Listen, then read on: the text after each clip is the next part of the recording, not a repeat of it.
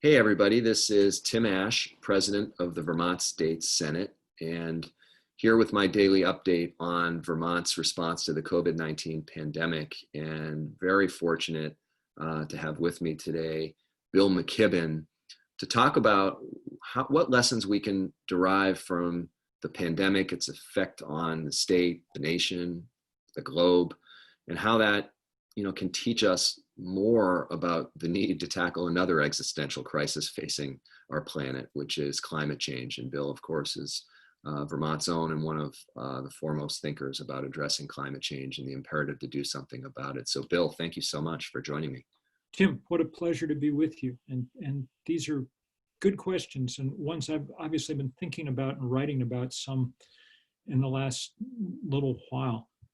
In fact, about a month ago, 60 Minutes had a socially distanced crew up to interview me.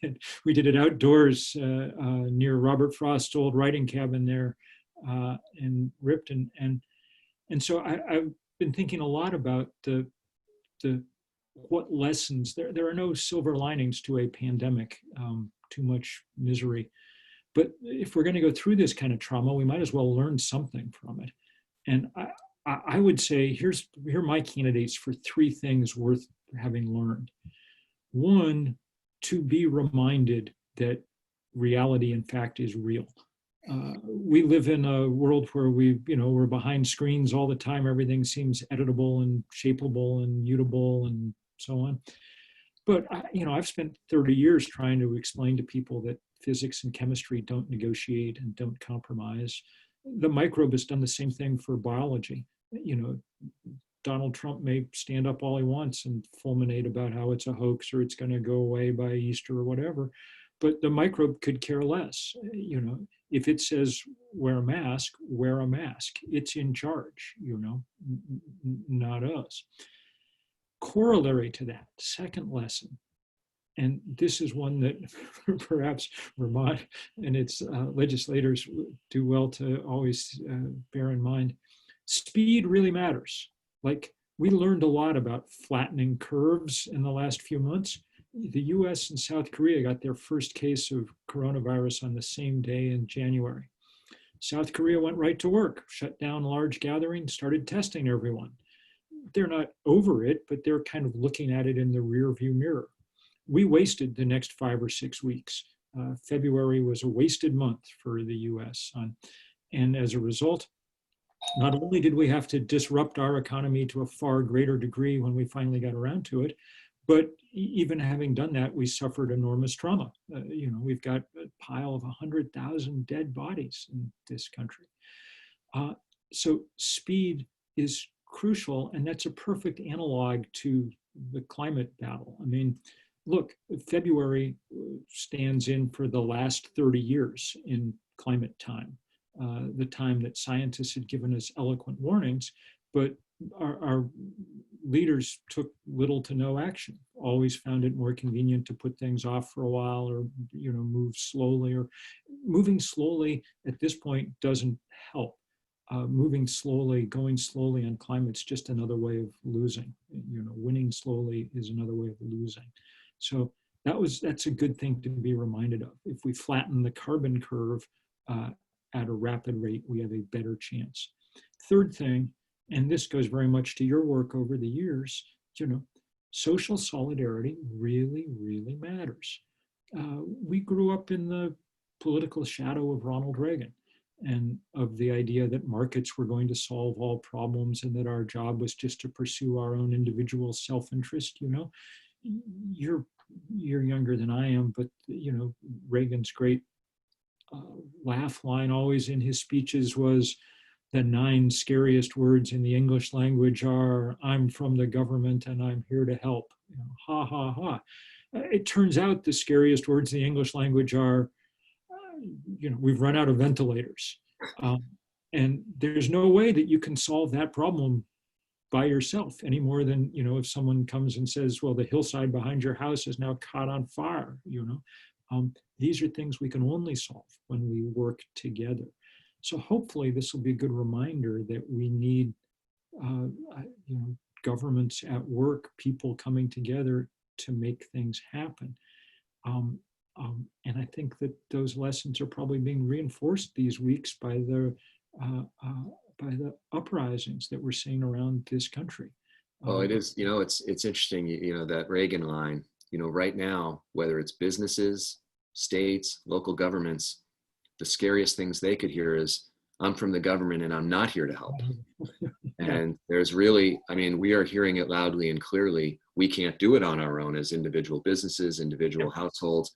We need the government now to be the entity that marshals collective action to support us. Absolutely. And obviously, in our system, we need the federal government at work to some degree or another, because they're the ones who actually can print money, and I mean, it's that's just the reality of where we are, and so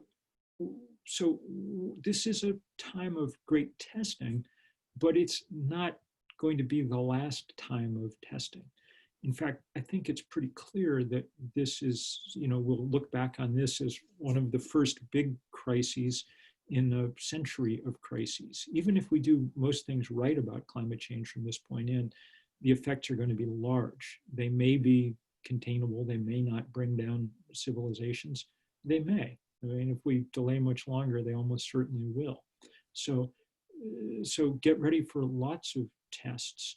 And of course, Vermont is better situated than some places simply because it retains higher levels of social solidarity.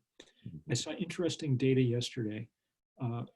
In March, as the COVID crisis began, they started tracking what places in the country were reducing their driving the most as a kind of proxy for who was taking this most seriously and getting to work on it. And Vermont came in first. Vermont had done a better job of that than any place. And I think that's because because to one degree or another, our state motto, freedom and unity, is we actually pay some attention to. And we've been very grateful to watch over the last few weeks in Montpelier, the governor and everybody else coming together and working rationally to deal with the crisis at hand, And I was very proud of Vermont when they called a demonstration in Montpelier to, demand that, and 7 people showed up to do it. It was, okay, good. That's a good sign, It's been, I've watched challenges over the years in my life in public service. And when we think about Tropical Storm Irene, everyone banded together in a way, but it wasn't a problem that threatened everybody equally. And so I think you're right. The sense of camaraderie and esprit de corps in Vermont has helped us actually give meaning to the term public health, which is that I take an action because it'll benefit someone who I might never meet and might make them less likely to be infected or die. And, the challenge, I guess, now is, does the same spirit of coming together and showing unity apply to things that are slower moving crises? Mm-hmm. It's much easier to band together to help someone whose house has just burned down or to prevent people from getting sick and dying tomorrow. Mm-hmm. Banding together to say, how do we sustain a decades-long project with diffuse responsibility all around the globe becomes another challenge altogether. Good news. So that's why the good news is that the climate project, which again has to go quickly. If we do it over the course of many decades, we won't have done it. We need to do it over the course of a decade, is sort of what the scientists are telling us now. But that's why it's good news that at this point, it's also an economic winner to take it on. And it's the poorest people in the state of Vermont are the ones who, as you drive around the state on a cold day, you can tell are heating the outdoors because, you can see the waves of heat coming out the walls and windows, It should make complete sense for us to figure out as a state how to finance the retrofits and improvements to those places, knowing that it'll produce immediate savings on people's utility bills, people who really need it, and that it will staunch the flow of money out to Saudi Arabia or the Koch brothers or whatever else. And instead, we can produce that energy that we need right within our borders. So, and in the process, put lots and lots and lots of people to work. As you know, renewable energy is already a big part of Vermont's employment picture. Yeah, and making buildings efficient is certainly labor intensive, which is very good. For going to put their house on a boat, Tim, and send it to China to get it insulated. You know, it has to happen here. And so it should happen here. And the thing we need Montpelier to do is figure out how to make the kind of financial arrangements that allow, we don't need it to, I mean, as I say, a lot of this work pays for itself. It just doesn't pay for itself up front, you know? So that's where we need people's, and we have some resources to, you know, Vermont Energy Efficiency Investment Corporation and, you know, all that are real assets to have. Absolutely. My hope, I mean, is, you know, as someone who's been in the sort of trenches writing a lot of the legislation over the years, my hope is that what we're going through now helps, you know, it's almost like a snow globe. You shake it up and all the little pieces land in slightly different spots afterwards. And, you know, I've been talking about doing an efficiency bond for residential and building heating efficiency. And the challenge we've had up till this moment is that the state's fiscal leaders, and by that I mean the treasurer, those who work in whichever governor's administration, have taken a very cautious and conservative view about debt because they're afraid it'll hurt the state's credit rating, which of course we have to be concerned about. But when we look at some jurisdictions, they've gone big into efficiency in ways that have produced more revenue to the public treasury than it has cost to pay the interest on the debt. But it requires thinking differently about the long-term benefits and being willing to take that risk in the short term to start producing these long-term benefits. So I'm hoping that we can shake that up as a result of what we're going through right now. That's true, and I hope that a number of things get shaken up. I got to say, just watching, you know, I mean, I don't spend that much time, I got to say, working on stuff in Vermont just because there's other people who are doing a great job. Shout out to my colleagues at 350 VT and things, but also because probably it's, you know, I've got to focus on China and India and Texas and, you know, but one of the thing that always galls me is that the state of Vermont maintains its investments through its pension funds and through the UVM endowment in precisely the industry that's killing us off. Why we haven't divested from fossil fuel long ago, and why legislator didn't demand that the state treasurer do that, remains a complete mystery to me. These are investments that have lost us huge sums of money over time because the fossil fuel industry has been the worst performing part of our economy long before the COVID crisis sunk it yet again. And this was an easy and powerful way for the state to stand up and make an important, you know, this divestment campaign's become one of the key parts of the fight for a sensible energy future. So this is the one thing that y'all could do simply by taking a vote, and it wouldn't cost a damn thing. It would save money, and it would reassure some of us that actually there was, you know, the wheels were turning up there when it came to climate. You know, it's been a governance challenge, and that's obviously when you put a governance challenge up against the fate of the planet, sometimes you have to pick a winner. Right.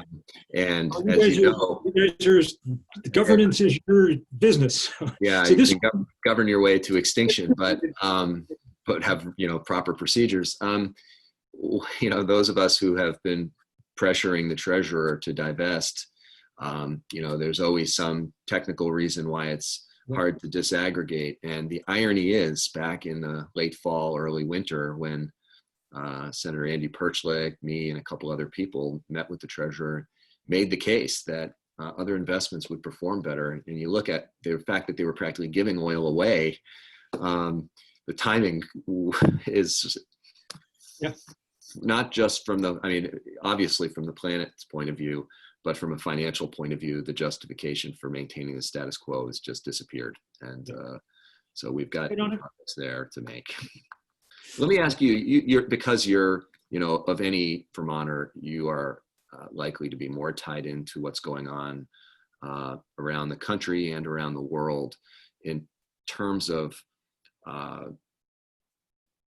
real action around climate change. Sure. Have you seen anything that's stemming from the pandemic that's igniting new momentum, new passion, new? Absolutely.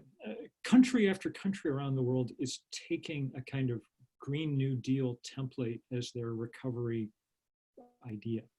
It looks like that's going to dominate the EU's recovery from their economic woes. France and Germany and others seem very invested in it. It's a little harder to tell exactly what's going on in China right now. China's political system is opaque enough to make it difficult to, but it appears that there continues to be a kind of emphasis on renewable energy. I mean, they've been installing it faster than anyone in the world, even as there's also some backsliding around coal and things right now as they try to gin up the economy. In general, this is clearly the moment to be doing this work. We've got 40 million unemployed people in this country now. If you cast about for what task there is large enough to absorb even a portion of that labor, you quickly come upon the idea that the thing we most need to do as a society is make this quick energy transition. And as we said, the economics support it. You have to come up with the money to get people to do it, but when you do, it pays back the whole system, even if you're not counting the money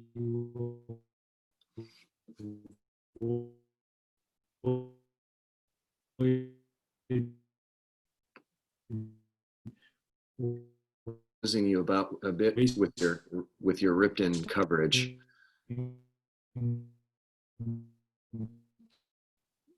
That's happening until your point about the need for broadband improvements in Ripton is being proven at the moment, Bill. Let's see if we can reestablish your presence in real time here. Yeah. I can hear you. Let me hit pause for a sec. All right, we've got you back live and in person here. Let me just say, it's no accident that the last time we were in a Great Depression in this country, we came out of it with a New Deal. This time, the Green New Deal is clearly where we need to go. Clearly, we won't get there until we change proprietorship in DC, but that doesn't mean that those of us in states and cities and towns can't work on a lot of the things that need doing in the meantime, because it makes both economic and environmental sense. This is good work that we need people to do and that we can train people to do fairly easily, and provides not only good work, but work that is desperately important to the common weal, to our common fate going forward. And that's what humans need in all times, So we're grateful to everybody trying to figure out how to get us through this moment in Montpelier. And we're grateful to those of you who are trying to figure out how to get us through this century too, because those things are deeply linked. But thank you very much, Tim.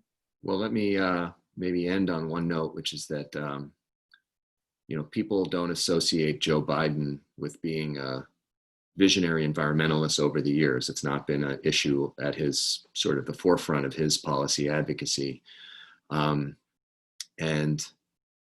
I know that there's a real gap in enthusiasm for his candidacy. It's not to say people won't cast votes, but the passion isn't quite there the way it would be for someone like a Bernie or another candidate who really excites people. But it really does highlight the consequences.